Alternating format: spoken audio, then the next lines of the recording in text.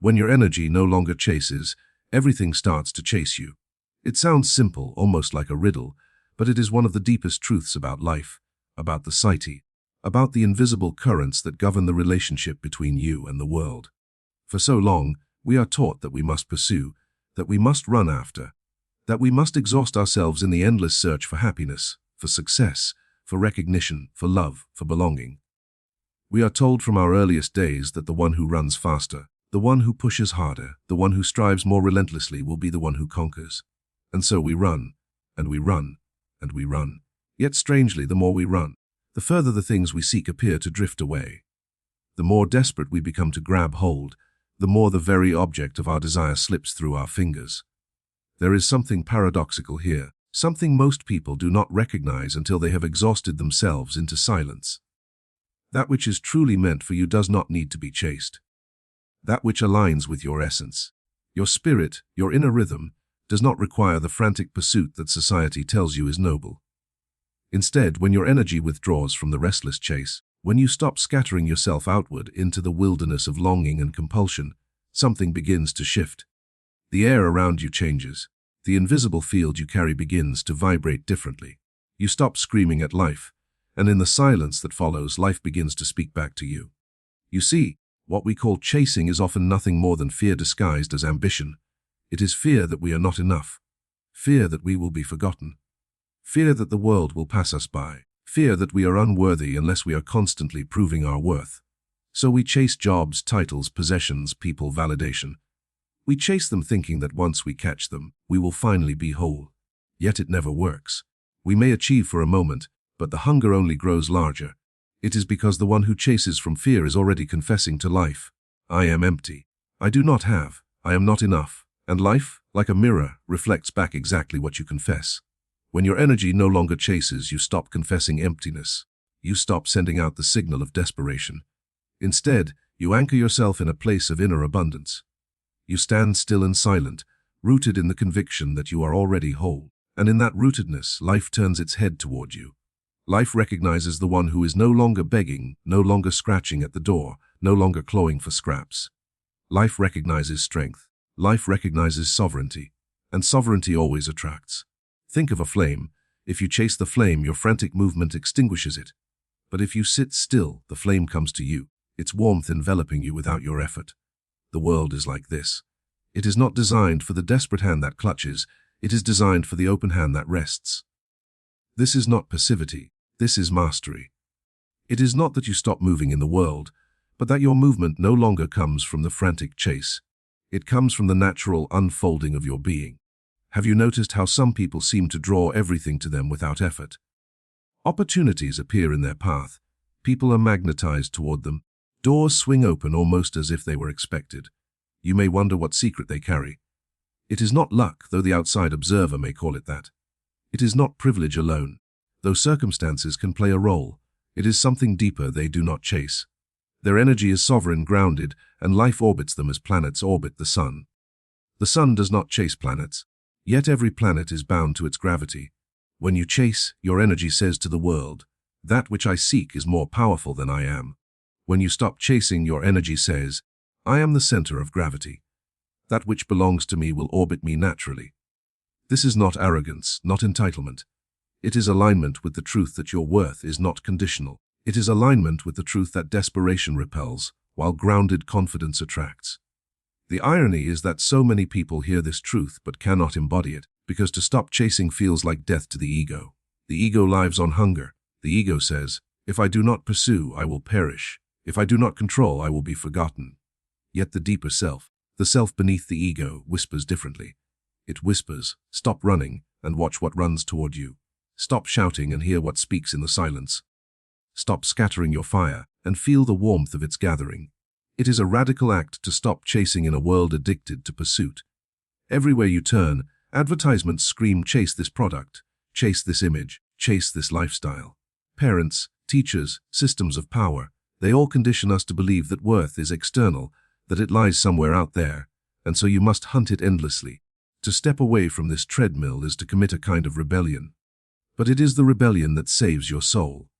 Because once you step away, once you stop running like the rest, you discover a different law of reality. You discover that life is responsive not to your desperation but to your presence. You discover that true power is magnetic, not frantic. You see, everything you chase runs away not because it wishes to escape you, but because the very act of chasing tells it, I do not belong to you. Think of love. When you chase someone's affection, they pull away. Not always consciously, but instinctively, because your chase signals fear, signals lack, signals that you see them as the source of your wholeness. But when you stand firm in your own completeness, when you radiate the energy of one who does not need but chooses, then love approaches you. The same is true of success, of wealth, of peace. Chasing tells the universe, I do not already contain this, and the universe agrees.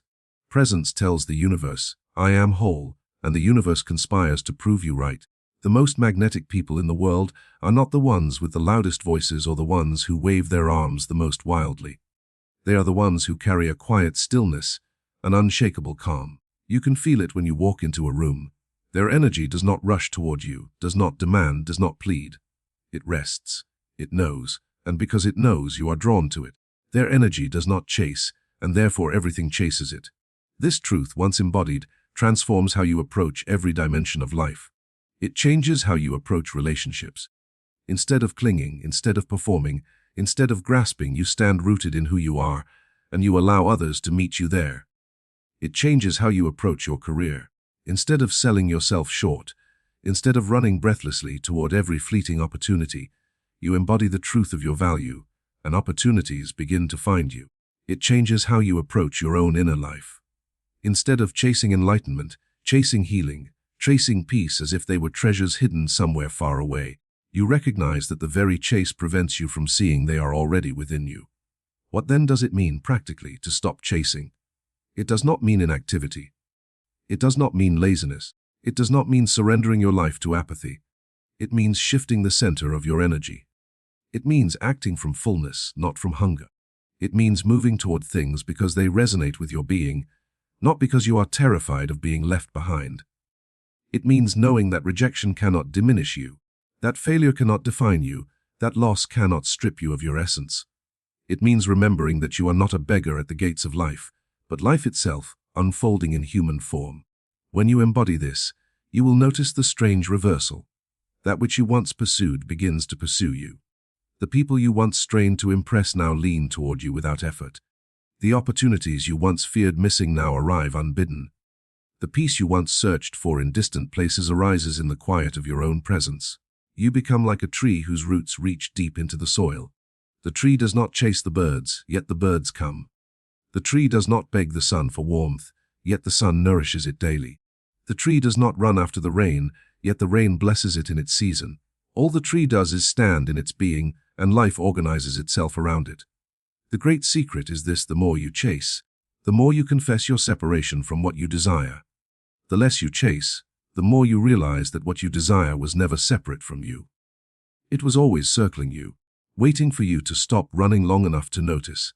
And perhaps the hardest part of all this is the waiting. Because when you stop chasing, there is often a space of silence, a void that opens before you. For years you have been running, your footsteps pounding against the ground of existence, your breath having, your heart clinging to the belief that if you only moved faster you would finally arrive. To stop is terrifying. It feels like you are standing still while the world continues rushing past you. It feels like surrendering control, like handing your fate over to some invisible current. And yet, it is in this silence, in this waiting, that the true reversal begins. There is a moment in every transformation when nothing seems to happen. A seed beneath the soil is invisible. It does not sprout the instant it is planted. It rests, it gathers, it breaks open quietly in the dark. To the one watching, it seems like stillness, but within the seed there is a revolution. This is how it is when you stop chasing. At first, you see no reward. No doors swing open immediately. No crowds gather at your feet. And the temptation arises to return to the old pattern of running, of forcing, of grasping. But if you remain, if you trust the soil of stillness, you will feel the slow unfurling of roots. And soon, everything you once chased begins to grow toward you. Life has always been a mirror. What you project outward comes back to you. Chase with desperation, and desperation meets you. Stand in abundance, and abundance finds you. It is not mystical, it is the structure of the psyche itself. You are broadcasting constantly, not just with words or actions, but with the subtle field of energy you carry. And this field is not fooled. You cannot pretend stillness while your heart trembles with hunger. You cannot fake sovereignty while your thoughts are begging for approval. Life hears the truth beneath your mask. That is why the work is not to perform stillness, but to embody it. Not to pretend confidence, but to live in the remembrance that your worth has never depended on the chase. Look around you, and you will see the evidence. The person who clings to love with desperation drives it away. The person who pursues power with greed becomes enslaved to it. The person who hunts recognition endlessly is rarely satisfied when it comes. But the one who does their work quietly, who stands firm in the soil of their being, who trusts the unfolding of their path, this one finds that recognition, love, power, and opportunity circle them without demand. You cannot trick the world into this state. It is not about strategy, not about manipulation. It is about authenticity. When you truly stop chasing, when you truly withdraw your energy from desperation, it is because you have touched something deeper than the objects of your desire. You have touched the self that is already whole. You have recognized that no person, no achievement, no possession can fill a soul that has forgotten its own essence. Once you remember, the frantic chase dissolves, and what remains is a presence that life itself cannot resist. Do not mistake this presence for arrogance. True sovereignty does not need to boast. The one who no longer chases does not shout their power, because their power speaks for them. Think of a mountain. The mountain does not announce itself, does not travel door to door begging for acknowledgement. Yet every eye turns to it, every wanderer feels its pull, every cloud bows around its form. That is the energy you carry when you stop chasing. You become the mountain, and the world arranges itself around you. And here lies another paradox: when you stop chasing, you become free to truly receive. Because in chasing, even when you grasp something, you cannot hold it with peace. You grip it too tightly, afraid it will slip away, and so the very fear drives it from you. But when you allow life to come to you, when you receive without desperation, you do not clutch, you allow. And that which comes naturally, freely, is far more lasting than that which was dragged by force. This shift in energy touches every layer of existence. Consider your creative life. When you chase inspiration, when you force it, it eludes you. But when you create from stillness, when you sit patiently, inspiration arrives unbidden, sometimes in floods so overwhelming you can barely contain them. Consider your health. When you chase perfection in your body with obsession, you exhaust yourself, you injure yourself, you poison yourself with self-criticism. But when you move from love of the body, when you rest in the truth that you are already worthy, your body responds, grows stronger, heals faster. Consider even wealth. When you chase it with greed and fear, you repel opportunities or trap yourself in cycles of scarcity. But when you stand in the certainty that you are capable, that your work has value, that abundance is a natural extension of your presence, wealth gravitates toward you. What makes all of this difficult is that we live in a culture that celebrates the chase. You are praised when you exhaust yourself in pursuit. You are honored when you burn out in the name of ambition. You are applauded when you sacrifice your peace for endless striving. But rarely are you taught to be still, to embody presence, to attract through your energy rather than your desperation. And so when you begin to walk this different path, you may feel alone. You may feel as if you are betraying the very values you were raised upon. But it is in that loneliness that your true strength emerges, because you are not abandoning ambition, you are transforming it. You are not giving up desire, you are aligning it with the natural flow of your being. Desire itself is not the enemy. To want, to dream, to envision is part of being alive. But desire becomes toxic when it mutates into chasing, when it forgets that all things are already connected to the center of your being. To stop chasing does not mean to stop desiring, it means to hold desire as one holds a candle, gently, without smothering the flame. It means to walk forward with openness, allowing life to meet you halfway instead of tearing through it like a storm. And soon, you will notice a kind of grace settling over your life.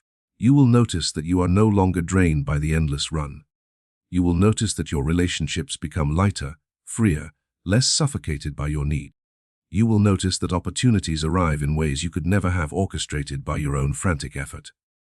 You will notice that peace, which once felt so elusive, now surrounds you even in ordinary moments. This is the reward of releasing the chase. It is not that you give up life, but that life finally gives itself to you. There is an image that often comes. Imagine a river.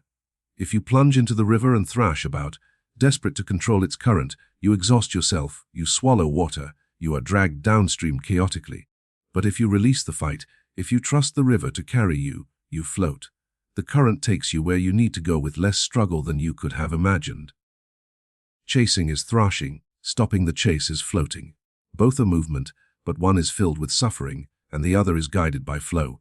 Yet understand, this is not a call to abandon responsibility. It is not a permission slip to withdraw from the duties and disciplines of life.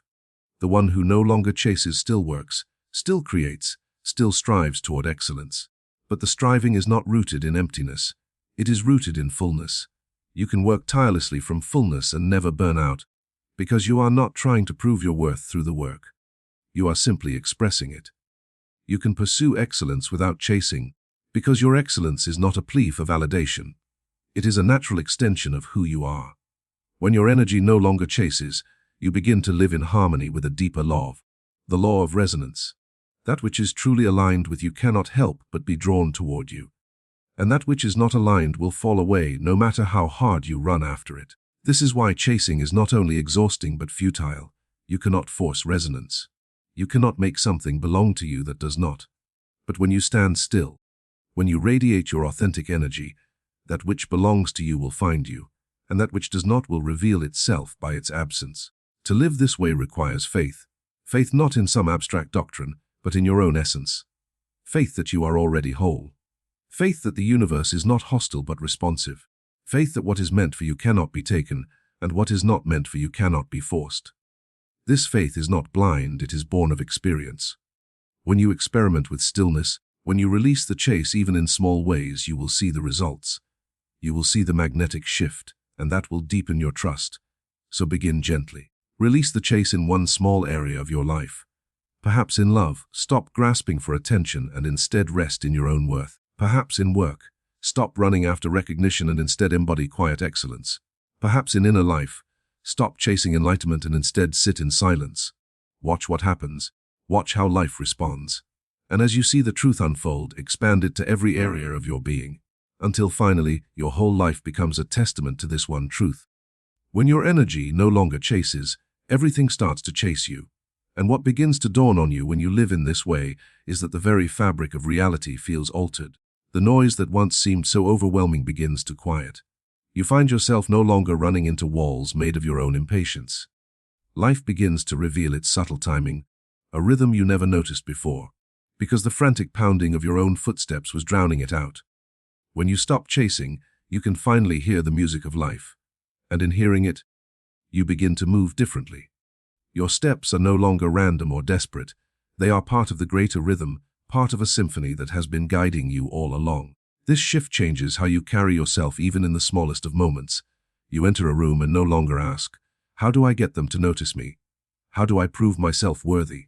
Instead, you enter with the knowing that you are enough, and the room adjusts to you. It is subtle, but it is powerful. People feel the difference even if they cannot name it. They feel the steadiness in you, the lack of frantic grabbing, the absence of need, and it draws them closer. Because what most people are searching for, beneath all their own chasing, is someone who does not need to chase.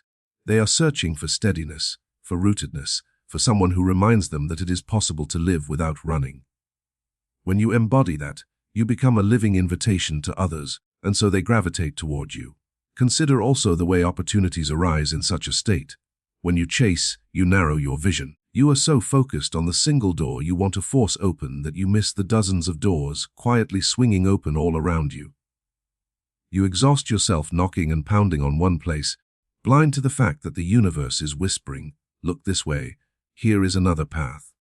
But when you release the chase, when your energy is no longer consumed by desperation, your vision broadens. You begin to notice the signs, the synchronicities, the subtle nudges that life has been offering you all along. And in noticing, you align with a greater intelligence than your own. Suddenly, you find yourself at the right place at the right time, not because you forced it, but because you finally allowed yourself to see what was already there. The stillness that arises when you stop chasing is not emptiness. It is not the void of nothingness. It is a fullness so complete that it can be overwhelming at first, because you realize that everything you thought you lacked was present all along, waiting quietly inside you. You realize that love was never outside you. It was waiting for you to notice the wellspring within. You realize that abundance was never something to be hunted down. It was a state of mind, a recognition of sufficiency. You realize that peace was never hidden in distant retreats or philosophies. It was the natural condition of a heart no longer at war with itself. And when you rest in this fullness, life responds with a generosity that can feel miraculous. It is not that the world suddenly changes, it is that your perception does. The very same events that once would have triggered panic or desperation now reveal themselves as part of the larger unfolding. What once felt like rejection now feels like redirection. What once felt like delay now feels like preparation. What once felt like emptiness now feels like space. This shift in perception is everything, because perception is the bridge between you and reality. When you chase, your perception is clouded by fear. When you stop chasing, your perception clears, and you begin to see the truth, that life has been conspiring for you, not against you, all along. And perhaps the most beautiful part of this transformation is the way it frees you from comparison. Chasing is born not only from fear but from comparison. You see what others have, and you run after it. You see how others live, and you try to match it. You measure yourself constantly against the timelines, achievements, and possessions of others, and in doing so you forget your own path. But when you stop chasing, comparison begins to lose its grip, because you realize that nothing truly meant for you can be taken by another, and nothing that belongs to another can ever fulfill you.